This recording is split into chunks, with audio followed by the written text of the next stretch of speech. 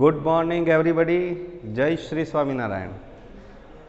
આજે મિત્રો વિડીયોની અંદર સેક્શન સી તરફ આપણે જઈ રહ્યા છીએ। અગાઉના વિડીયોમાં આપણે સેક્શન બી તરફનું સંપૂર્ણ સોલ્યુશન જોયું।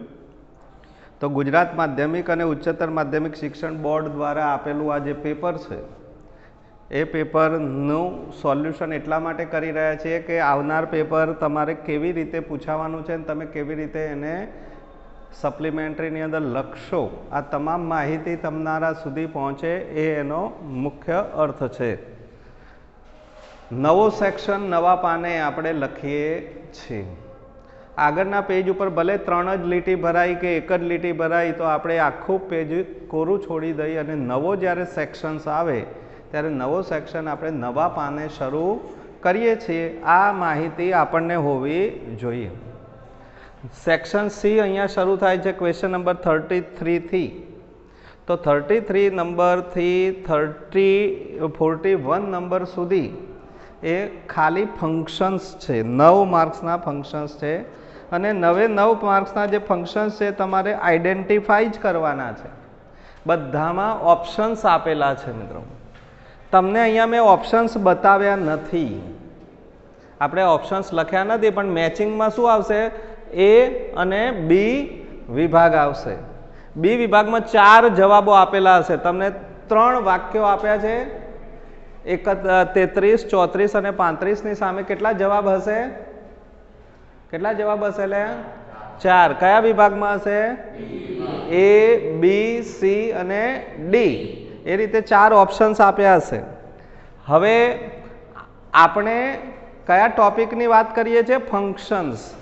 તમને 25 જેટલા ફંક્શન્સ મેં ચલાવ્યા છે ઓનલાઈન, જેને અભ્યાસ કર્યો હશે તે, અને ગઈ સાલ 9મા ધોરણમાં પણ આપણે ફંક્શન્સ ચલાવ્યા છે। બધા જ ફંક્શન્સના જે વિડીયોઝ છે એ વિડીયોઝ આપણે અપલોડ કરી અને મૂક્યા છે। જેણે જોયા હશે એને ખબર હશે, લગભગ આઈ થિંક 7 થી 8 વિડીયો ફંક્શન્સના મેં મૂકેલા છે।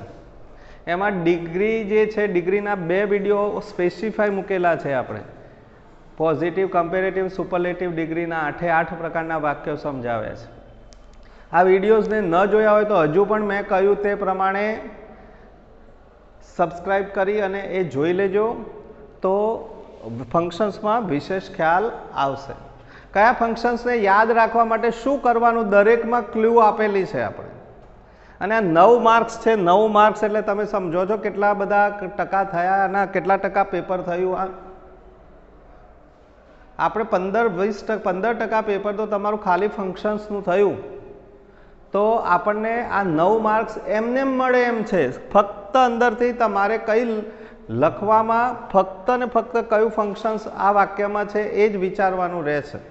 દરેકમાં આમાં ઓપ્શન્સ આપેલા છે, આમાં પણ 4 ઓપ્શન્સ આપેલા છે। આપણે અહીંયા ઓપ્શન્સ નથી લખ્યા, પણ તમારા પેપરની અંદર આ વાક્યની નીચે તમને 4 ઓપ્શન આપેલા હશે, આ રીતે A, B, C, D, A, B, C, D, A, B, C, D, 4 options આપેલા છે। એમાંથી જવાબ સિલેક્ટ કરવાનો છે, તમારે જાતે વાક્ય બનાવવાનું રહેતું જ નથી। એ રીતે અહીંયા પણ કમ્પ્લીટ ધ સેન્ટેન્સમાં પહેલા વાક્ય તમારે જાતે બનાવવાનું રહેતું હતું, પણ આ કોરોનાના હિસાબે આપણે પેપર સ્ટાઇલ ઇઝી બનાવવા માટે આમાં પણ 4 ઓપ્શન આપી દીધા। એટલે તમારે તો જે જવાબ અંદરથી સિલેક્ટ કરીને જ લખવાનો છે, પોતાની જાતે તો કશું લખવાનું થતું જ નથી। આ 9 માર્ક્સમાં કશું જ ના ભણ્યો હોય ને એવો વિદ્યાર્થી પણ આ ઓપ્શન સિલેક્ટ કરીને તો જવાબો લખીને આવે, ના લખે મૂર્ખો કહેવાય। આમાં ઓપ્શન્સમાંથી સિલેક્ટ કરવાના છે, એટલે MCQ ટાઈપનું પેપર જેવું થયું, એટલે ખાસ ધ્યાન રાખવાનું। હવે સોલ્યુશનની વાત કરીએ તો આપણે પેપરમાં કેવી રીતે લખીશું, તો આ જ રીતે લખવાનું છે। સેક્શન સી તમારે શું નથી લખવાનું, તો આ જે સૂચના મેં લખી છે તમારે લખવાની નથી। કેમ? સૂચનાઓ પેપરમાં લખવાની હોતી નથી, તમારે તો સીધો નંબર આપી દેવાનો છે। તે સેક્શન સીમાં 33, 34 અને 35, બરાબર। પછી એની નીચે જ 36, 37, 38 એક લીટી છોડીને 33 નંબરનો ક્વેશ્ચન પૂરો થયો એટલે એક લીટી છોડી દેવાની, પછી 34 એક લીટી છોડી દેવાની, 35 એક લીટી છોડી દેવાની, 36, 37, 38 એમ 39, 41 સુધી તમારે એ રીતે જ લખવાના છે। 41માં તમારે શું થશે? ડાયલોગ, અરે સોરી, 34, 35, 36, 37માં ડાયલોગ જેવું છે, એટલે આ રીતે લખી અને નીચે અંડરલાઇન કરવાની રહેશે. જ્યાં જ્યાં જવાબો આવતા હોય ત્યાં અંડરલાઇન હોવી જરૂરી છે. ફંક્શન્સમાં ધ્યાન રાખજો. જે જગ્યાએ જવાબ લખીએ છીએ ત્યાં શું હોવું જોઈએ? અંડરલાઇન, એટલે જોનારને ખબર પડે કે આ જવાબ છે. પછી તમારો ઉપરનો પ્રશ્ન ના જોવે કોઈ દિવસ. એટલે એ રીતે ધ્યાન રાખવાનું છે. પહેલાં આપણે 33, 34 અને 35માં શું છે? મેચિંગ. મેચિંગ એટલે ગુજરાતીમાં કહીએ તો જોડકા જોડો. તમને એ અને બી બે વિભાગ આપેલા છે. બી વિભાગમાં જવાબો છે, એ વિભાગમાં વાક્યો છે. તો બી વિભાગમાં ફંક્શન્સના નામ હશે. અહીંયા 4 ફંક્શન્સ હું બોલું છું, તમારે યાદ રાખવાના કયા કયા છે તે. એમાંથી આપણે ઓપ્શન્સ શોધવાના છે. પહેલું છે એક્સપ્રેસિંગ નાઇસિટીઝ. નાઇસિટીઝ ભણ્યા છો ભાઈ? Good morning, good afternoon, best of luck, many happy returns of the day, hurray we have won the match, આ બધું નાઇસિટીઝ છે. નાઇસિટીઝ એટલે એક પ્રકારનો આનંદ. નાઇસ, સુંદર, સરસ, સારું. ખ્યાલ આવ્યો? Specifying location. લોકેશન તમને ખબર હોવી જોઈએ. મેં તમને સમજાવ્યું તો લોકેશન વિશે પણ, અને તમે વિડીયોમાં પણ સમજાવ્યું છે કે લોકેશન એટલે સ્થળ, પ્લેસ. ડિસ્ક્રાઇબિંગ પ્લેસ પણ એને કહેવાય છે, સ્થળ અને સ્થાનનું મહત્વ. પછી ડિસ્ક્રાઇબિંગ પર્સન. પર્સન માટે મેં કહ્યું તો પર્સન માટે શું જોવાનું તમારે? વચ્ચે હુ હોય વાક્યની અંદર તો એનો મતલબ થાય કે જે. બીજું શું જોવાનું? તો કોઈ પણ વ્યક્તિનું વર્ણન કરવામાં આવેલું હોય. ધારો કે Ramesh is healthy and wealthy, તો અહીંયા વ્યક્તિનું વર્ણન જ કરવામાં આવેલું છે. કેટલીક વાર ડિગ્રી, સુપરલેટિવ ડિગ્રી દ્વારા પણ વ્યક્તિનું વિશેષતા બતાવવામાં આવેલી હોય છે, તો એ પણ પર્સન ગણાય. Describing person. પર્સન એટલે વ્યક્તિ. ટૂંકમાં વ્યક્તિના વખાણ થયેલા હોય એ વાક્યને ડિસ્ક્રાઇબિંગ પર્સન કહેવાય. જેમાં વ્યક્તિના વખાણ થયેલા હોય, એની વિશેષતાઓ બતાવી હોય, એના વિશેષણો દ્વારા એનો બહુમાન કરવામાં આવેલું હોય, એના વખાણ કરવામાં આવેલા હોય, એને ડિસ્ક્રાઇબિંગ પર્સન કહેવાય. અને ડી છે ડિસ્ક્રાઇબિંગ એક્શન. એક્શન માટે મેં તમને શબ્દો લખાવેલા છે ક્લ્યુમાં.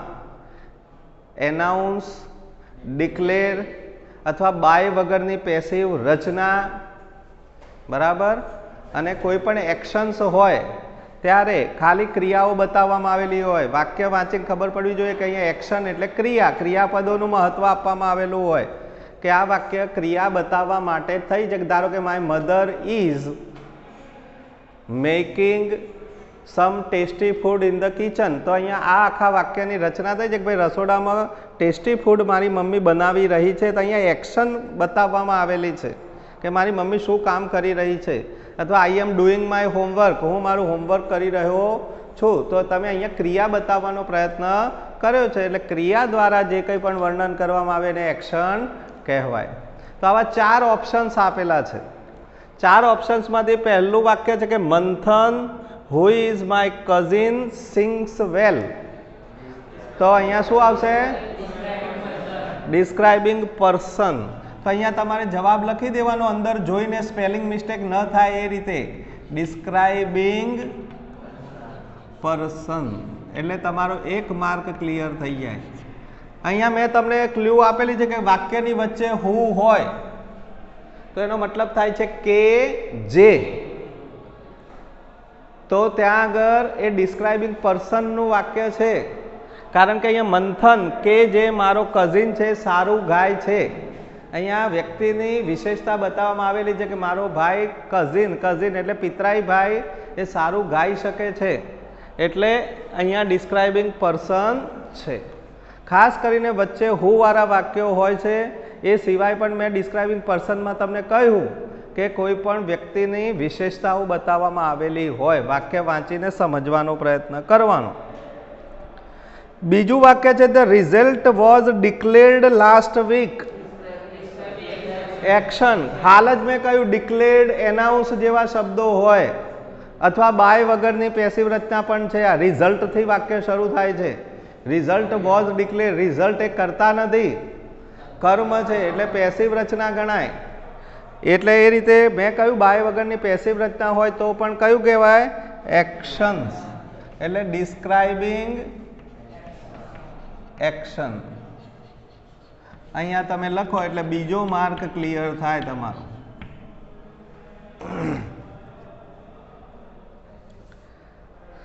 હુર્રે, we have got it.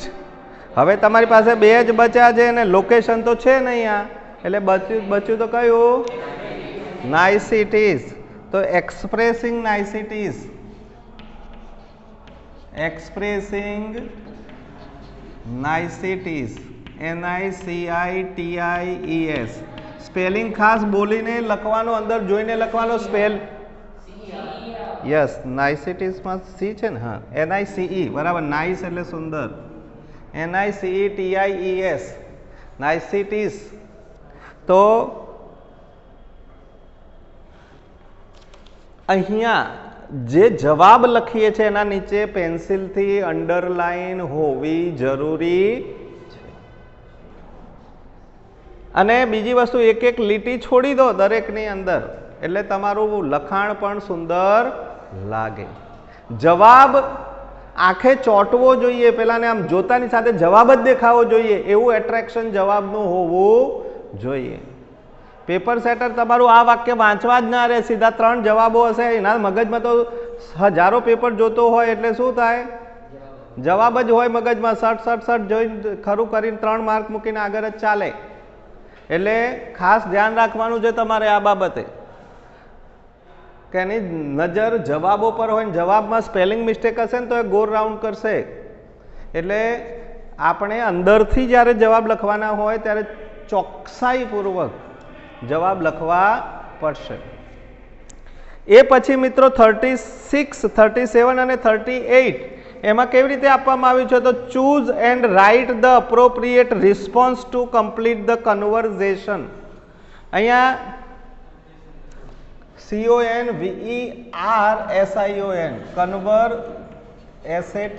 Conversion, વાતચીત. કન્વર્ઝેશનનો મતલબ શું થાય? વાતચીત, બરાબર. તો સાચો રિસ્પોન્સ તમારે પસંદ કરવાનો છે અને પસંદ કરી અને લખવાનો છે. જો ચૂઝ એટલે પસંદ કરો, એન્ડ રાઇટ એટલે લખો. અપ્રોપ્રિએટ રિસ્પોન્સ એટલે યોગ્ય રિસ્પોન્સ જે 4 આપેલા હશે એમાંથી પસંદ કરી અને વાક્ય પૂર્ણ કરવાનું છે. તો આ વાક્યને નીચે ABCD 4 ઓપ્શન્સ આપ્યા હશે, એ તમારે જવાબો છે. જવાબમાંથી કયો જવાબ સાચો? તો સામે કૌંસમાં લખેલું છે સ્પેસિફાઈંગ ટાઈમ. તો ટાઈમ આપણે તમને 3 પ્રકારના ટાઈમ શીખવાડ્યા છે. ડિસ્ક્રાઇબિંગ ટાઈમ, સ્પેસિફાઈંગ ટાઈમ છે, અથવા તો પોઈન્ટ ઓફ ટાઈમ અને ઓહો કશું યાદ જ નથી. પોઈન્ટ ઓફ ટાઈમ અને કોઈ તારો ફંક્શન્સના વિડીયો જોયા જ નથી ભાઈ? હેલે કોઈને યાદ જ નથી?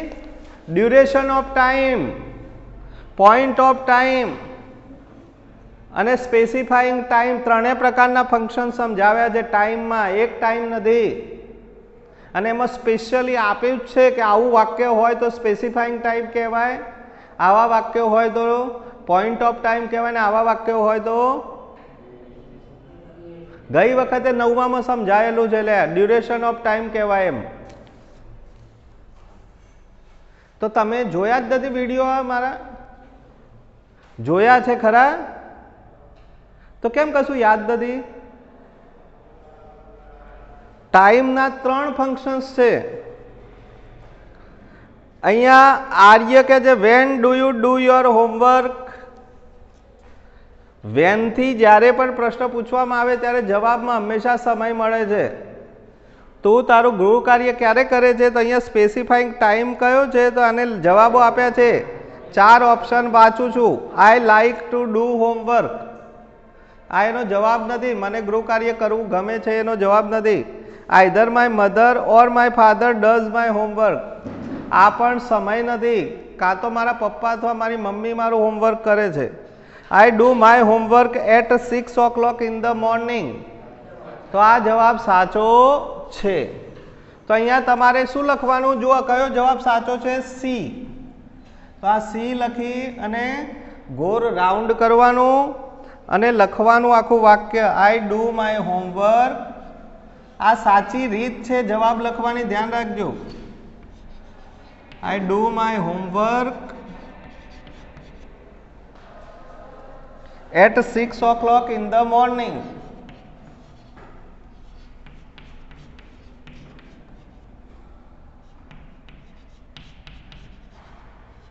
In the morning.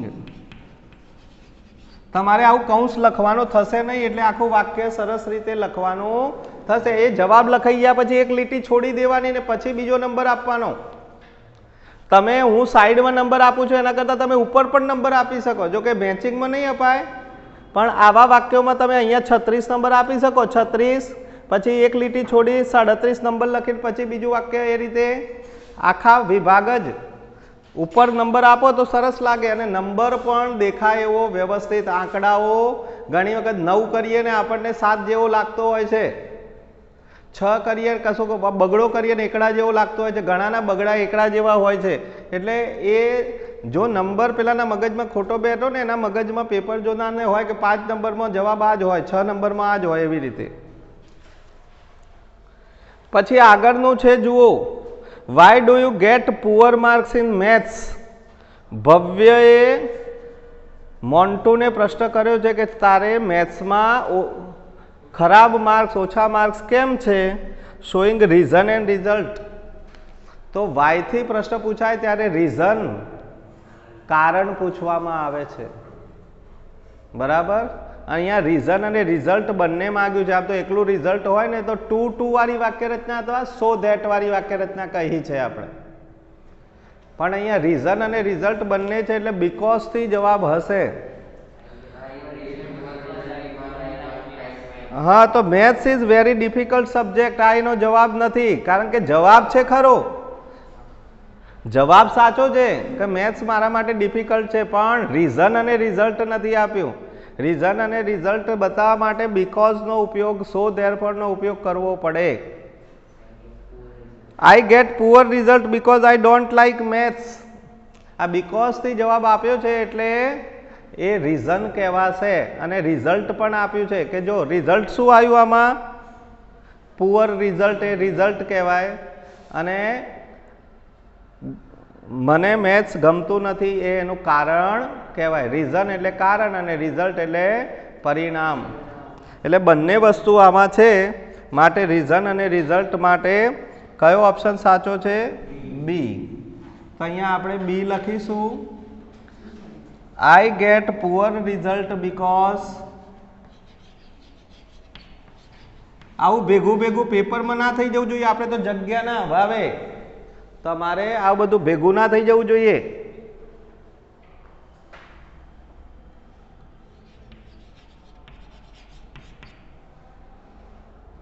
Because I don't like maths.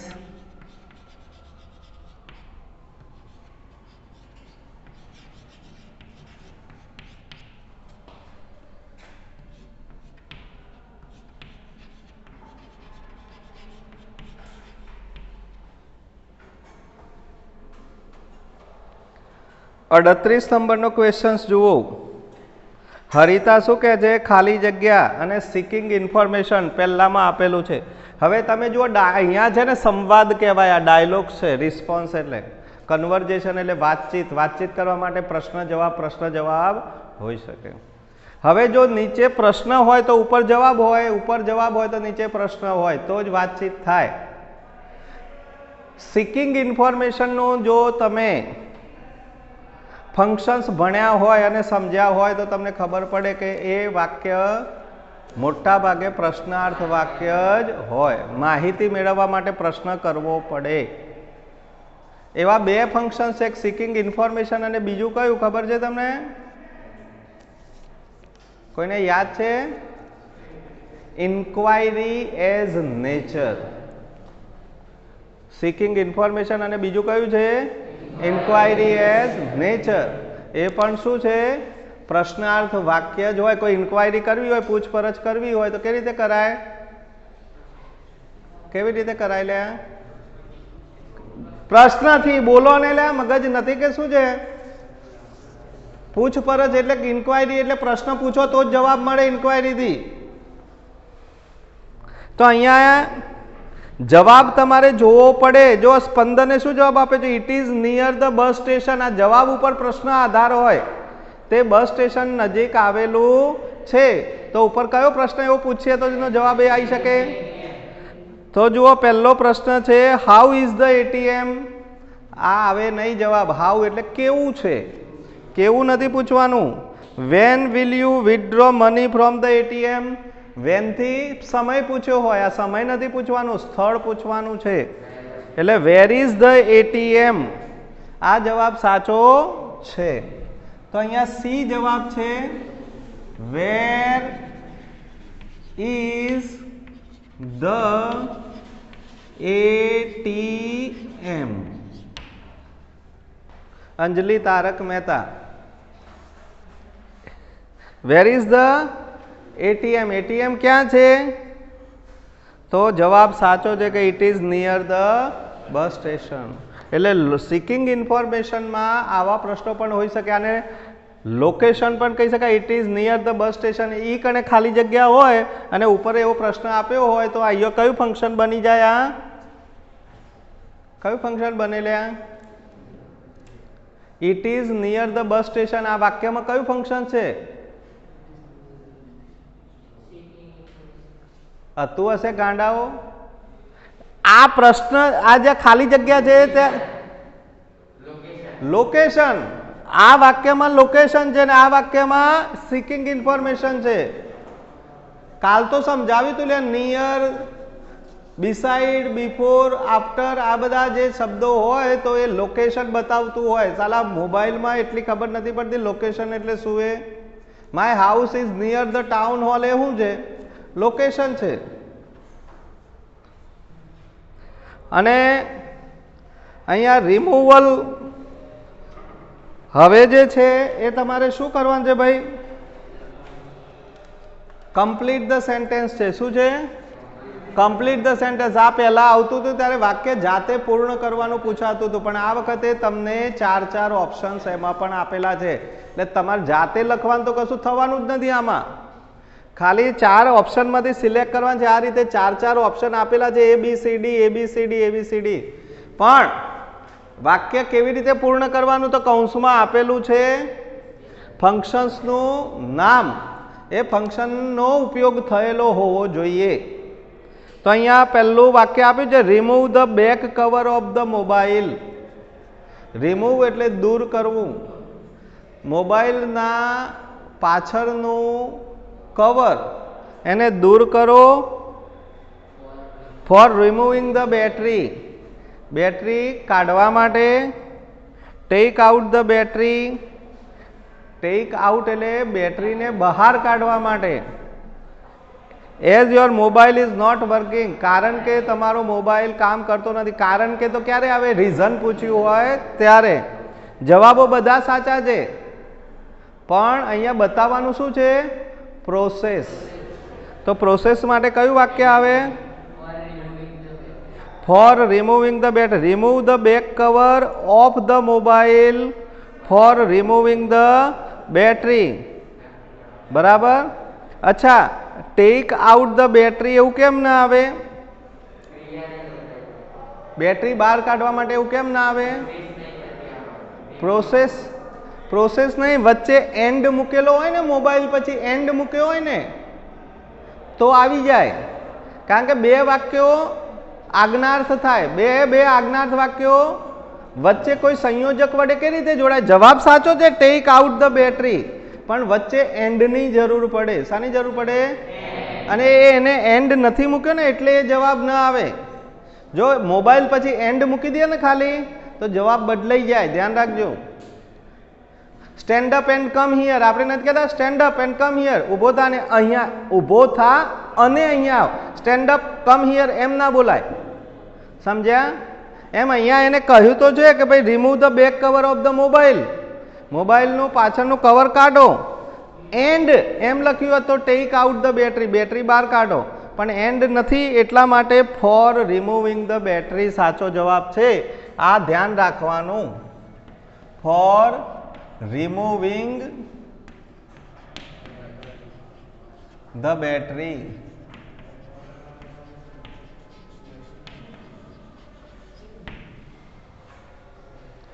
પછી રાહુલ વિલ ખાલી જગ્યા શોઈંગ ઓલ્ટરનેટિવ્સ. ઓલ્ટરનેટિવ્સ આવે એટલે શું આવે લે અંદર? આઈધર ઓર, નાઈધર નોર, ઓર, નોર એવા બધા શબ્દોનો ઉપયોગ થયેલો હોય. તો રાહુલ વિલ ખાલી જગ્યા sing a Punjabi song and dance. And તો આવે જ નહીં. ઓલ્ટરનેટિવ ચોઇસમાં વિકલ્પો આવે. વિકલ્પ માટે ઓર અથવા નોરનો ઉપયોગ થયેલો હોવો જોઈએ. તો અહીંયા આઈધર ઓર નાઈધર નોર પહેલું ગોતી કાઢો. કયામાં છે? ડીમાં. Study either French or English literature. તો Rushil will study either French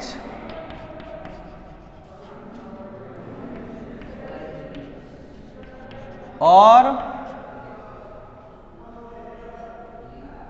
English literature. English literature એટલે સાહિત્ય, અંગ્રેજી સાહિત્યનો અભ્યાસ કરશે. અને છેલ્લું છે Jenil danced well indicating contrast. કોન્ટ્રાસ્ટમાં ખબર છે? વિરોધાભાસ માટે કયા શબ્દો બતાવ્યા છે? But, yet, though, although, even though, even if, in spite of, however અને એઝ આ બધા શબ્દો બતાવ્યા છે. અહીંયા so he got the first prize therefore ના આવે, બટ અને ધો બંને આવી શકે, પણ આમાં શું આવે? Jenil dance the well but he was not selected for the annual programme. ધો છે ને વાક્યને પહેલા આવે, આમ તો પહેલું કારણ અને પછી પરિણામ. તો અહીંયા બટ વાળું વાક્ય સાચું છે. ધો છે ને વાક્યની શરૂઆતમાં હોત તો આ વાક્ય આવત, પણ સી એટલા માટે આવે કારણ કે Jenil dance the well but he was not selected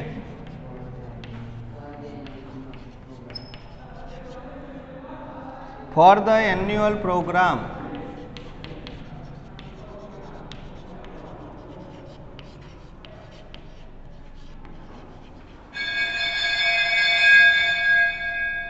બરાબર. તો અહીંયા તમારું આ પેપર સોલ્યુશન 41 નંબરના પ્રશ્ન સુધી આપણે રાખીએ છીએ. એ પછીનું પેપર સોલ્યુશન આગળના 5મા વિભાગની અંદર જોઈશું. આ જ્યાં સુધી પેપર સોલ્યુશન થાય ત્યાં સુધી પેપર કમ્પ્લીટ લખવાનું છે અને એ પ્રમાણે કામ કરતા રહેવાનું છે. બરાબર. ચલો સર્વેને જય શ્રી સ્વામિનારાયણ.